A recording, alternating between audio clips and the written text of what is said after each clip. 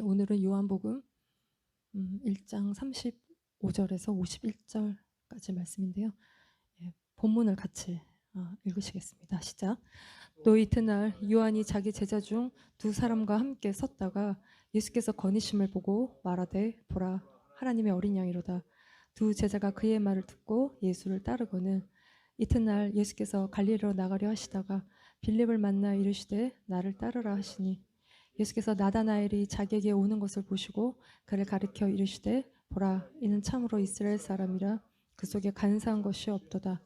나다나엘이 이르되 어떻게 나를 아시나이까? 예수께서 대답하여 이르시되 빌립이 너를 부르기 전에 내가 무화과나무 아래에 있을 때에 보았노라. 또 이르시되 진실로 진실로 너에게 이르노니 하늘이 열리고 하나님의 사자들이 인자 위에 오르락 내리락 하는 것을 보리라 하시니라. 아멘.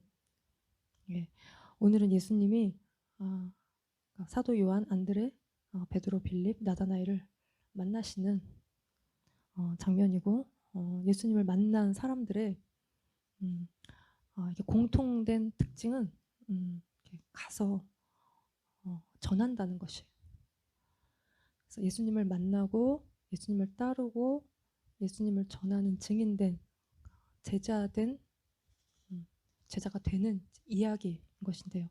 지난번 세례 요한을 봤는데 예수님은 증거합니다. 보라 하나님의 어린 양이로다. 세상 죄를 지고 하나님의 어린 양이로다. 예수님께 세례를 주고 그 위에 성령이 머무는 것을 볼 때 그가 예수님이 하나님의 아들이신 것을 알고 증거하게 되는. 그는 태어났을 때부터 성령으로 충만하였고 또한 이 땅에서 거룩한 삶을 광야에서 살 때 하나님이 그에게 예수님이 하나님의 아들이신 것을 나타내 보실 때 그가 증거하는 게 증인인 것이죠. 그래서 예수님도 세례 요한에게 세례를 받고 물세례, 성령 세례, 성령 충만을 받고 사역을 시작하시는데 그 사역의 그 시작쯤에 요한복음은 예수님의 제자를 부르시는 것으로 그 사역을 시작하고 있어요. 왜 예수님이 혼자 다니시지 않고 제자들을 부르시는가? 그러니까 스승과 제자, 이 제자, disciples. 제자는 스승을 쫓아가는, 따라가는, 그러니까 스승의 가르침과 그의 길을 따라가는. 그러니까 우리 선생님을 잘 만나야죠.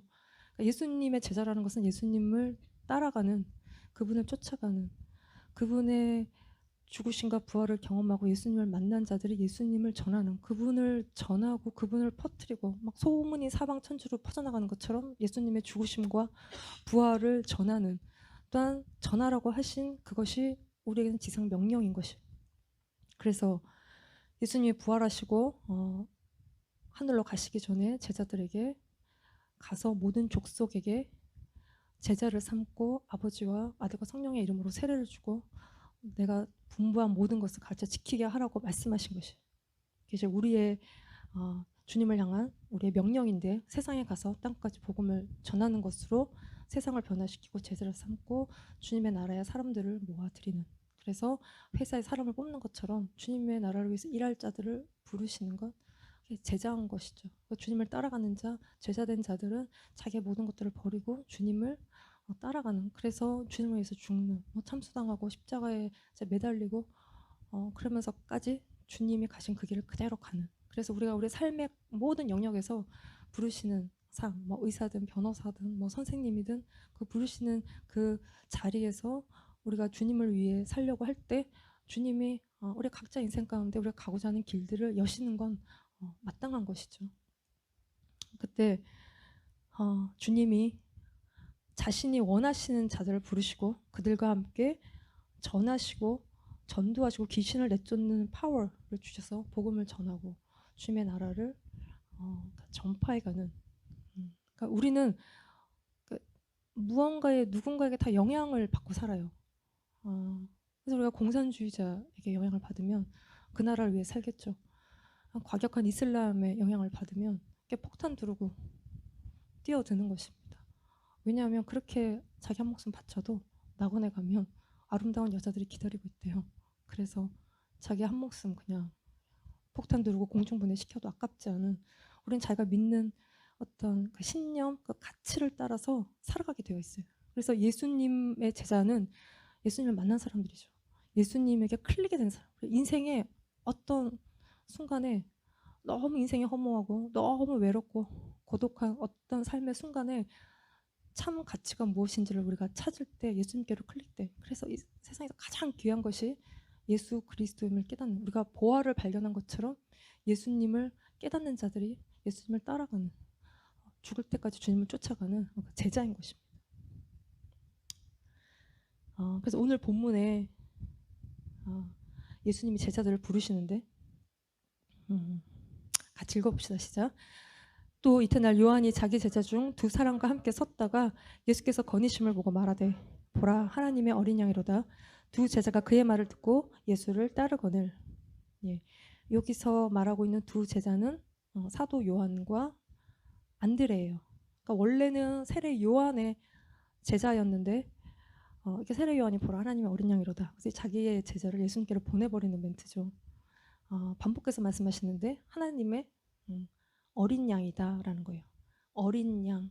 어린 양은 우리를 구속하실, 우리를 구원하실 유월절 어린 양으로 오셔서 죽으실, 이사야 53장에 기록되기를 도살장으로 끌려가는 어린 양, 털 깎는 자 앞에서 잠잠한 그 어린 양, 그 어린 양을 보라는 것입니다. 또한 계시록에는 마지막 때에는 그 마지막에 그 계시록에는 뭐 살해당한 듯 하나 서 있는, 그러니까 죽임을 당하셨지만 잔인하게 죽임을 당하셨지만 서 있는 그 죽임을 이기고 승리하신 심판하시는, 그래서 모든 것들을 통치하시고 다스리는 그 어린 양에 대해서 기록하고 있어요. 그래서 이 어린 양은 우리를 위해서 죽으시는 어린 양이시고 다시 사셔서 우리를 심판하시는 어린 양이신 거예요. 그래서 두 제자가 보라 하나님의 어린 양이로다. 이 세례 요한의 말을 듣고 예수님을 쫓아가는데 이 뭐 유대 전통에 보면 이 어린 양이라고 얘기할 때 그들 안에 메시아적인 개념이 있어요. 승리하시는 어린 양에 대한 개념이 있어요. 그래서 두 제자가 하나님의 어린 양이로다 라고 세례 요한이 얘기할 때 메시아인가 보다 하고 쫓아가는 것입니다. 뭐 6월절 어린 양인가? 죽으실 하나님의 어린 양, 이 이해는 없었을 거예요. 왜냐하면 예수님이 죽으실 때까지도 예수님이 죽으시는 것에 대한 이해가 부족했기 때문에 메시아인가 보다 하고 쫓아가는 것이에요. 그때 이 쫓아오는 둘을 보고 예수님께서 하신 말씀 뭐냐면, 예수께서 돌이켜 그 따르는 것을 보시고 물어 이르시되 무엇을 구하느냐 이르되 랍비여 어디 계시오니까. 여기에 예수님의 말씀이 무엇을 구하느냐, 또 그들의 이야기는 어디 계시오니까. 무엇을 구하느냐, what seek ye, what seek you죠. what do you want. 이게 예수님이 요한복음에서 첫 입을 떼시는 첫 멘트예요. 자기를 쫓아오는 두 제자들을 보자마자 하시는 이야기가 좀 도발적이신 것 같은데 뭘 구하냐는 것이죠. 왜 날 쫓느냐, 나를 쫓아서 무엇을 얻고자 하느냐. 우리를 향한 주님의 본질적인 질문이에요. 너 왜 나 믿어? 우리 안에 이기심을 깨는 예수님의 질문인 것이죠. 우리가 주님을 따라가는 자인데 주님의 인기와 주님의 명성과 주님의 영광과 주님이 막 보이시는 기적과 우리가 그런 것들을 쫓아가는 자인가, 그것이 아니라 죽으시는 어린 양의 뒤를 쫓는, 어린 양을 이용해서 우리가 우리 인기를 얻는 자들이 아니라 우리가 죽기까지 자기를 부인하고 주님을 쫓아가는 자들이 제자인 것이죠. 주님이 그거를 물어보시는 것입니다. 그때 우리가 정말 주님의 참 제자가 되기 위해서는 주님을 알아야 돼요. 그래서 제자들은 어디 계시오니까, where are you staying, 어디 계십니까? 주님이 머무시는 곳, 계시는 곳을 그들이 물어요. 이 또한 우리 안에서 오는 원초적인 질문이죠. 주님 어디에 계십니까? 우리의 삶의 한가운데, 고통의 한가운데 주님이 꼭 계시지 않은 것 같고 주님 어디 계신지 모르겠고, 그런 우리의 삶의 그 순간에 우리가 하는 질문이에요. 주님 도대체 어디 계십니까? 우리 안에 돈을 구하는 마음도 있고 세상을 구하는 마음도 있지만 일단 우리 안에 영적인 갈망이 있어요.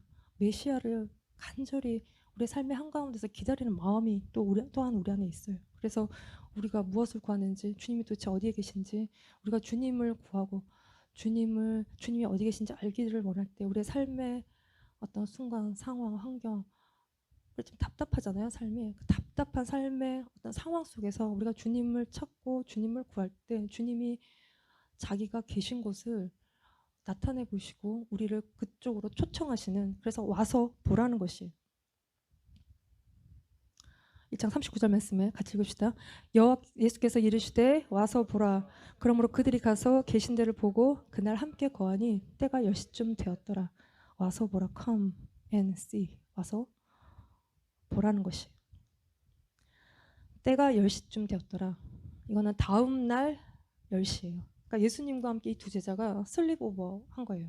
밤을 샜어요. 그러니까 미국 문화에 친구들과 슬립오버 하는 문화가 있어요. 친한 친구들끼리. 그렇게 한밤 자고 같이 막 놀고 그러다 보면 되게 친해지는, 나쁜 친구들이랑 슬립오버하면 낭패를 보는 것이죠. 근데 주님과 밤새 그들 시간을 보내고 예수님과 관계가 생긴 것이에요.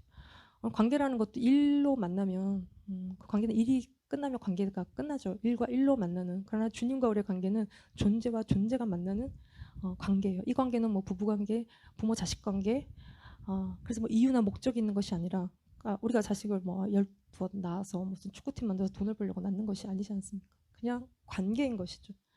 그래서 하나님이 주시는 원초적인 관계, 그냥 존재하는 거로도 감사하고 옆에 있어주는 것만으로도 감사하고 그냥 아무 얘기하지 않고 있어도 편안한 관계, 주님이 주시는 존재와 존재의 관계인 것이. 그래서 이들이 예수님과 밤새 함께 시간을 보는 것들을 통해서 이 예수님이 메시아인 것을 알게 되는. 그래서 네가 무엇을 구하느냐? 결국 주님을 구하게 되는. 우리가 주님을 구하게 되면 이전에 내가 구하던 것들을 다 버리고 주님을 쫓게 되죠. 그래서 우리의 삶의 목표, 삶의 방향이 주님께로 정해지는 것이에요. 여자들이 남자를 만나면 그 남자를 위해서 살아요.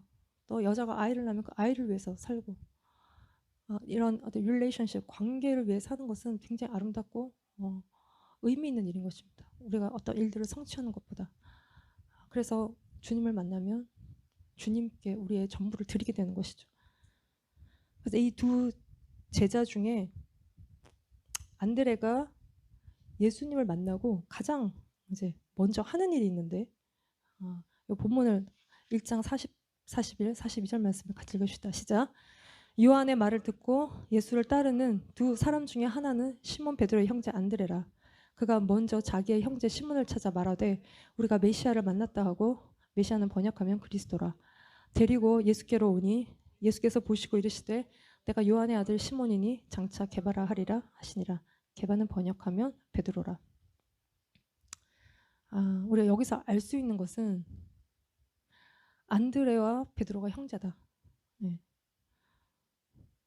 그래서 안드레가 먼저 예수님을 만났고 돌아가서 자기 형제인 베드로에게 예수님이 이렇게 메시아다, 내가 메시아를 만났다 전하고 베드로를 예수님께로 데리고 오는, 그러니까 이 대단한 베드로가 이 형제 안드레를 통해서 예수님께로 오게 된 것이.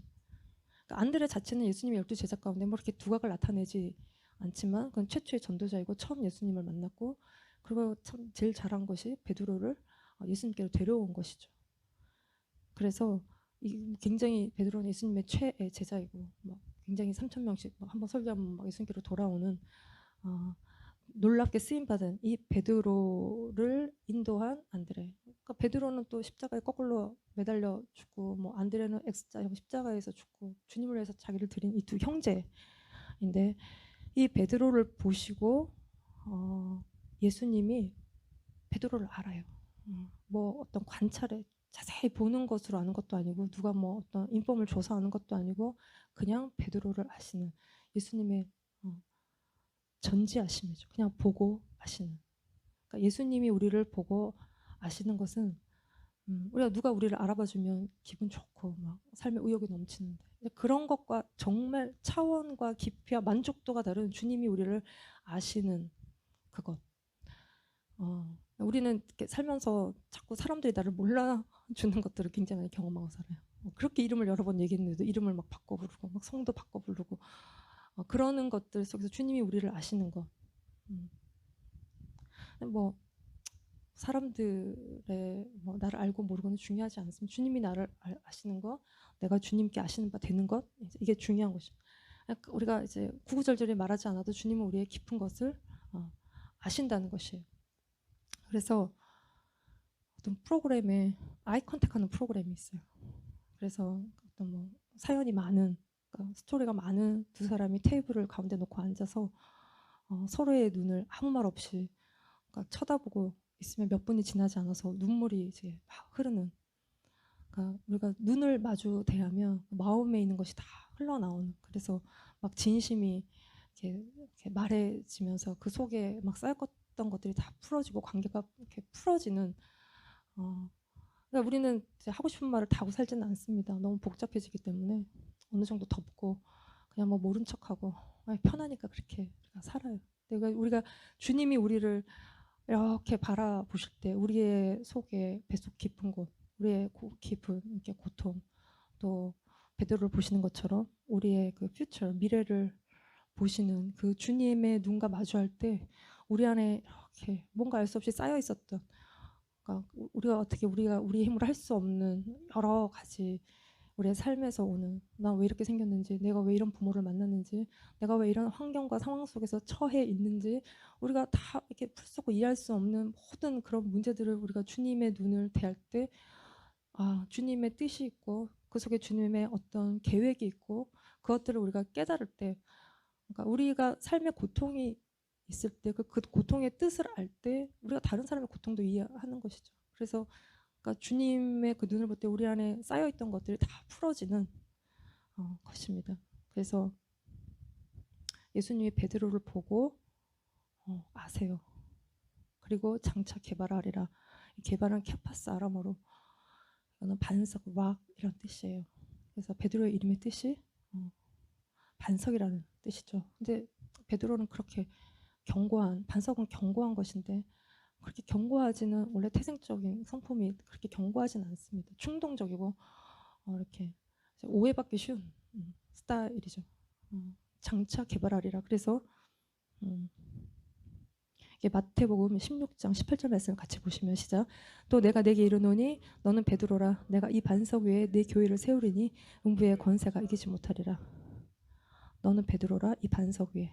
그러니까 베드로가 놀라운 고백을 해요. 주는 그리스도시요 살아계신 하나님의 아들이시다라는 이 그의 고백과 믿음과 예수님을 믿는 그 믿음 위에 교회를 세우시는. 그러니까 베드로는 아주 불완전해요. 예, 그러니까 믿음이 있는 것 같지만 또 막 환경 속에서 믿음이 없어지고 예수님을 막 이렇게 마지막까지도 굉장히 강력하게 부인하고, 그러나 그가 예수님이 죽으시고 부활하시고 성령으로 부어짐을 겪을 때, 성령 세례를 받을 때 그가 놀랍게 변화되어서 뭐 안진맥에도 일으키고 3,000명 주님께로 막 설교하면 돌아오고, 그 모든 것들을 통해서 이렇게 초대교회들이 사도들의 그 사역들을 통해서 초대교회가 세워지는. 그래서 이 안드레를 통해서 온 베드로를 주님이 보시는, 그 미래를 보시는, 장차 개발하 보시는 그것이 우리에게는 소망이고 위로인 것입니다. 우리도 우리의 모습을 볼 때 뭐 좀 절망스럽기도 하고 또 우리가 뭐 좀 수치스럽기도 하고 부끄럽기도 하고, 그러나 주님이 지금 나의 모습이 아닌 미래의 모습을 봐주시는 것, 그리고 지금 나의 모습을 계속 날마다 변화시켜가는 것, 이것은 우리에게 위로이고 소망인 것이죠. 요한복음 1장에 안드레와 베드로를 만나는 장면과 함께 또 다른 복음서에 이렇게 베드로와 안드레를 만나시는 장면이 있어요. 고기 잡는데 이렇게 막 사람 낚는 어부로 막 부르시는 그 장면이 또 있죠.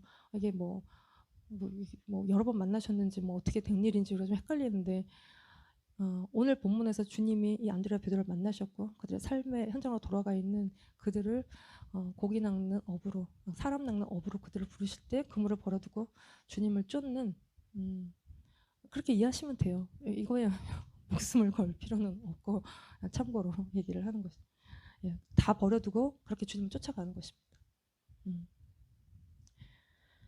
그리고 빌립과 나다나엘을 빌립, 나다나엘 이 두 사람을 주님이 부르시는데 이 두 제자에 대해서 복음서에 별다른 기록은 없어요. 다른 복음서에는 행적에 대한 요한복음에만 이렇게 기록이 있는데, 빌립도 세례 요한의 제자였던 것 같고 나다나엘은 바돌로메라고 이름이 기록되어 있는 것으로 이렇게 다 이야기하고 있어요.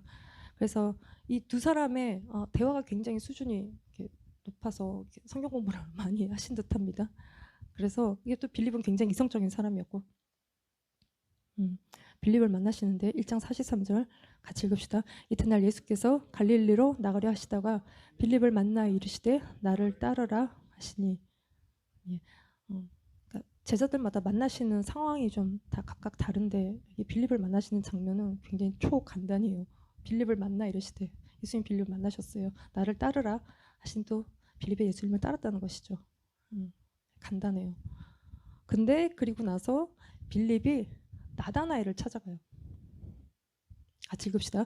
빌립이 나다나엘을 찾아 이르되 모세가 율법에 기록하였고 여러 선지자가 기록한 그 일을 우리가 만났으니 요셉의 아들 나사렛 예수니라.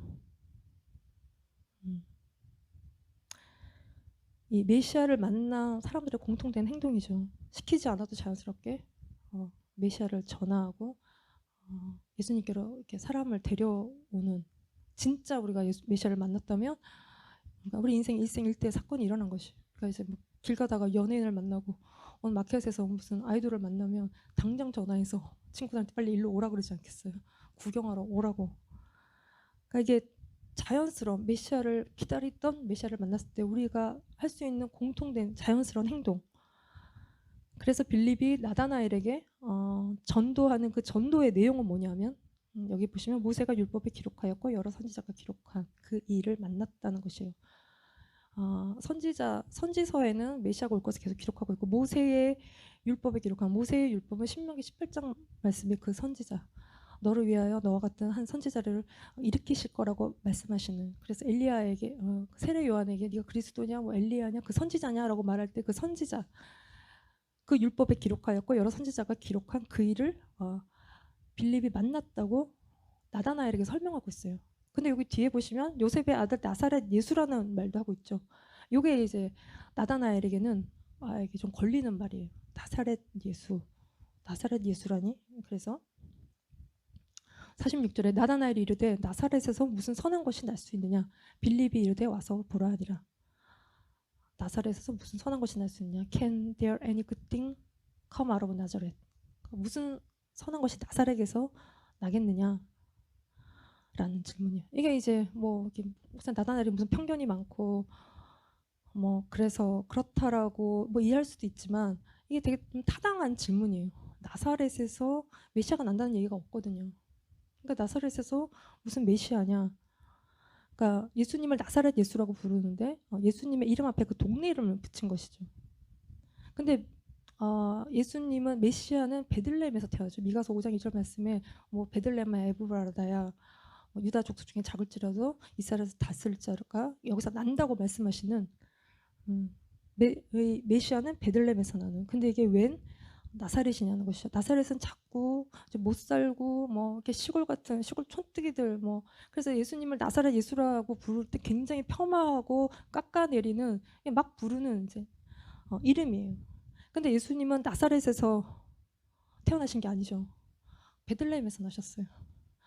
그러니까 부모인 요셉과 마리아가 나사렛에서 살고 있다가 로마의 명이 떨어져서 그러니까 호적하러, 그러니까 뭐 인구조사하고 뭐 이럴 때 호적하러 살던 동네로, 태어난 동네로 가는데 요셉이 태어난 곳이 베들레헴이에요. 그러니까 다윗의 고향인 베들레헴에서, 그러니까 족보에 기록된 것처럼 요셉은 베들레헴에서 태어났고, 그래서 호적하라 그래서 다 데리고 베들레헴에 갈 때 거기서 예수님이 태어나시는.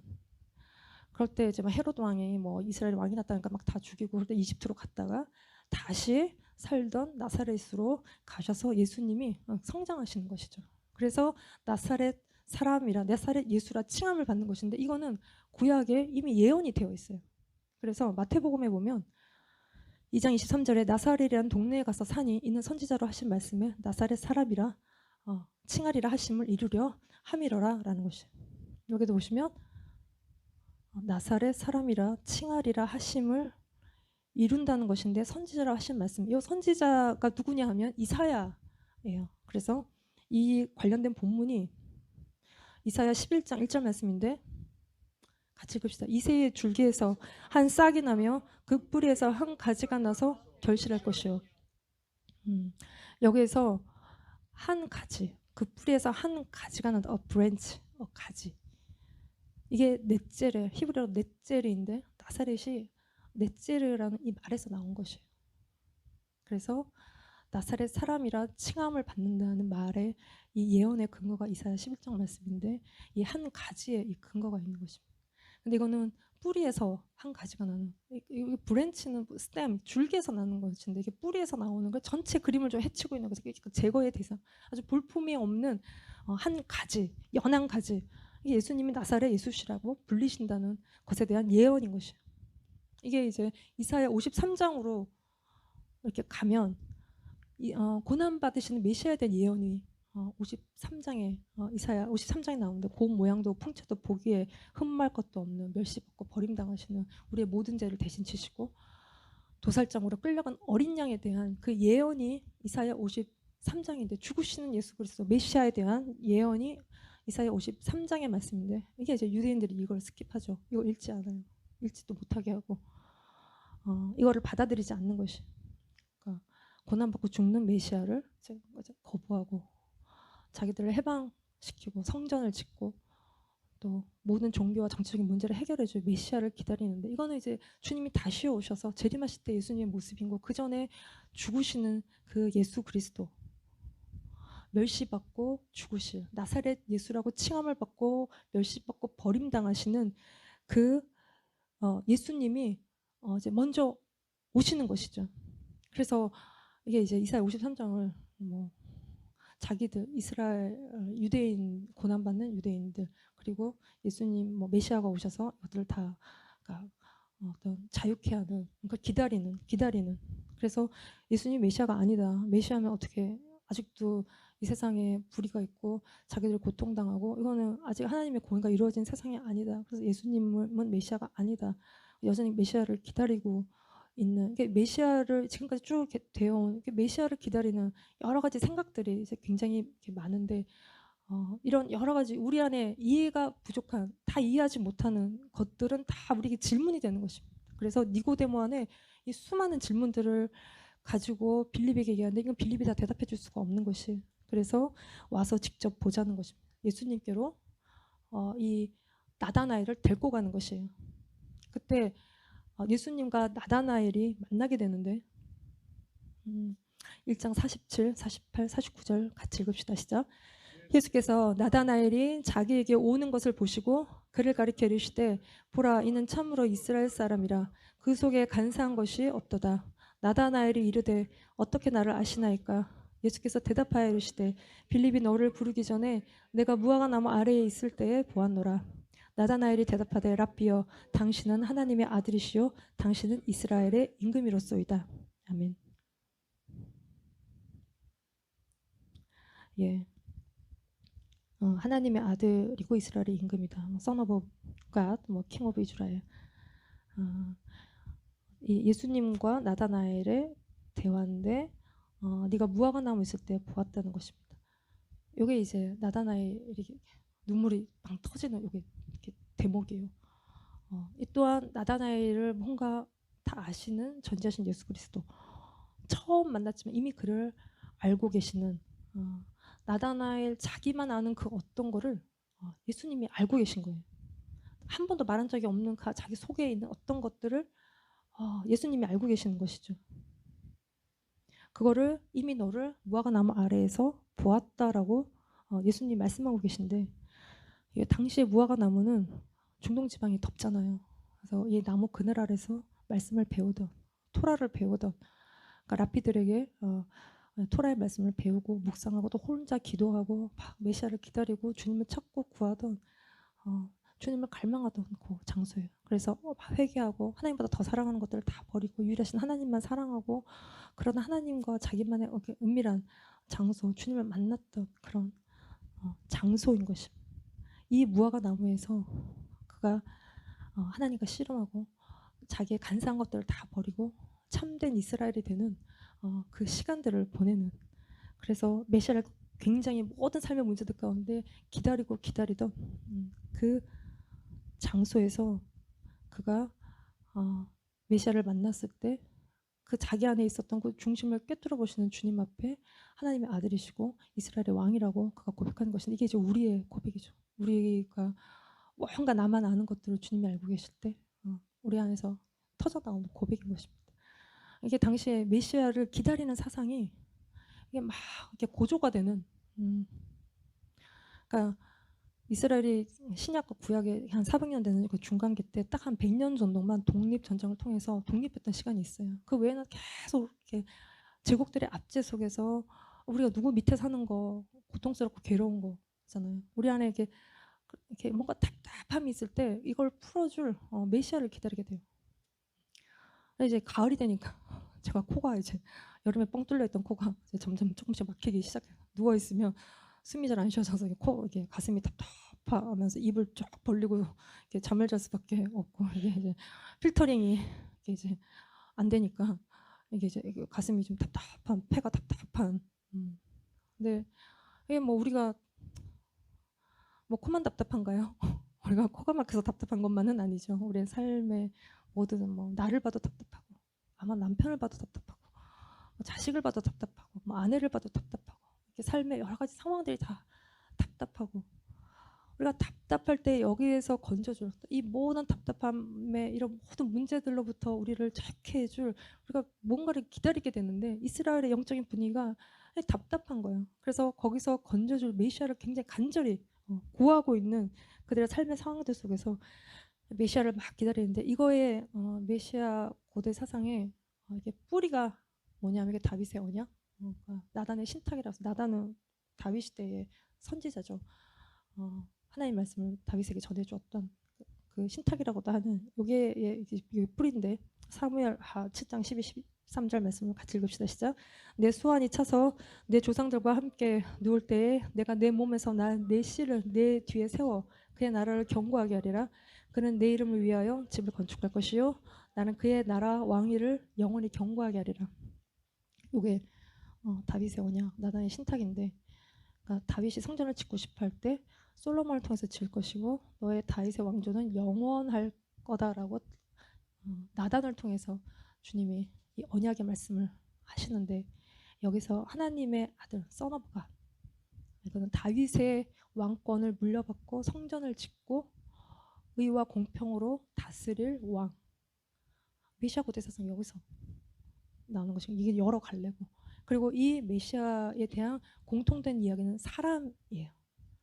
그러니까 하나님의 아들, 그러니까 다윗의 왕권을 물려받은 하나님의 아들, 이걸 하나님의 아들이라고 부르는데 이게 이제 성전을 짓고 이로 통치할 심판할 권세를 가진 그래서 이 나단의 신탁에서 메시아를 고대한 사상의 뿌리들이 갈래로 굉장히 많이 나오는데 이런 여러 분위기 속에서 나다나엘이 메시아를 보고 하나님의 아들이고 이스라엘의 왕이다 라고 고백하고 있는 것인데 이거에 대해서 예수님이 이 나다나엘의 스펙트럼을 넓혀주시는 더 온전한 것들을 보여주시는데 나다나엘의 고백에 대한 예수님의 답변이에요. 같이 읽읍시다. 시작. 예수께서 대답하여 이르시되 내가 너를 무화과나무 아래서 보았다 함으로 믿느냐 이보다 더 큰 일을 보리라. 또 이르시되 진실로 진실로 너에게 이르노니 하늘이 열리고 하나님의 사자들의 인자 위에 오르락내리락 하는 것을 보리라 하시니라. 이게 예수님의 답변이에요. 여기 더 큰 일이 이제 51절의 말씀인데 이 51절 말씀에서 우리가 볼 수 있는 본문은 두 가지인데 창세기 28장과 다니엘서 7장 말씀이에요.